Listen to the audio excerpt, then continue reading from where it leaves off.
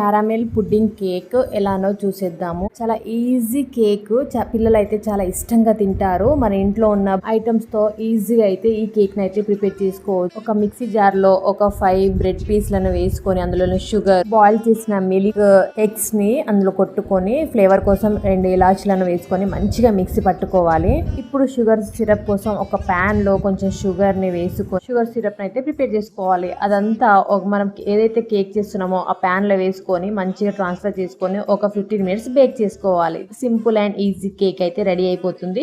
దీన్ని అయితే పిల్లలు అయితే చాలా ఇష్టంగా తింటారు. సూపర్ గా ఉంటుంది.